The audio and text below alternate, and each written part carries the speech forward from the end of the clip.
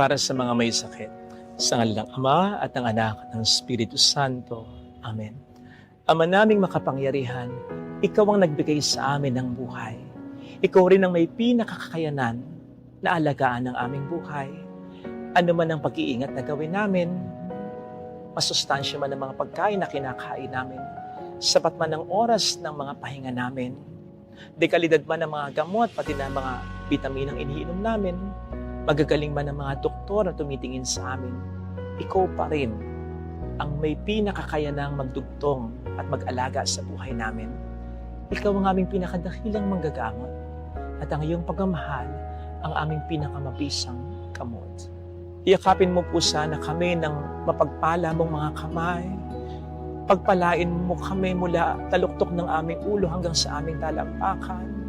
Pagpalain mo ang bawat parte ng aming katawan, ang bawat sistema, ang bawat selula, upang ang lahat ng ito ay sama-samang maapektuhan at kumana sa paraang makabubuti sa aming kalusugan. Gabayan mo ang mga doctors at nurses na sa amin ay tumitingin at nag-aalaga. Maibigay nawa nila sa amin ang mga tamang payo at gamot. Kumalaw ka sa pamamagitan nila at yun ay maramdaman namin upang hindi man mawala ay mabawasan ng malaki ang aming mga takot at pag-aalala. Sinabi mong kami magtiwala sa iyo. Tulungan mo po kami na magawa ito. Sabi nga po ng mga apostol mo, o Panginoong Jesucristo, dagdagan mo po ang aming pananampalataya sa iyo, sapagkat kung minsan kami nasasaktan, nahihirapan, nanlalata, naiinip at napapagod na, tulungan mo pong huwag kaming pangibabawa ng mga negatibong bagay na ito na aming nararamdaman at ang iyong salita ay ang aming panghawakan. Yung salita mo na mahal mo kami, na hindi mo kami kalilimutan, na kami iyong pinakikinggan at kahit kailan ay hindi mo kami pababayaan. Yung salita mo sa 1 Pedro 2:24 na sa pamamagitan ng iyong mga sugat ay nailigtas mo na kaming lahat. Tulungan mo po kaming huwag mabulit sa tukso ng diablo na nagsasabi sa amin na hindi mo kami mahal, na hindi mo kami pinakikinggan, na ang mga nararanasan naming paghihirap ay bahagi ng kaparusahang binigay mo dahil sa aming mga kasalanan. Alam po namin na hindi ka ganito, pero patawad kung minsan naisip namin ito. Kaya muntik na kaming magtampo at lumayo sa iyo.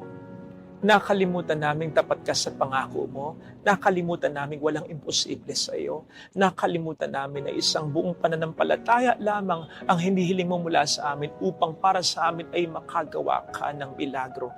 Mula ngayon, Panginoon, ito ay ibibigay namin sa iyo. Iiwasan na namin ang mag-aalala.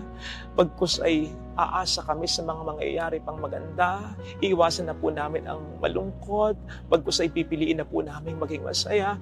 Bibigyan namin ng magandang laban ang demonyo na pilit kaming ginugupo at nilalayo sa iyo. Katawan lang namin ang kaya niyang sirain, pero hindi ang aming espiritu. Kaya't kapag mas pinalakas mo na ang espiritong ito dahil sa aming pananampalataya sa iyo, ay wala nang magagawa ang diablo, kundi palayain na ng tuluyan ang aming katawan na kanyang matagal lang pinahihirapan.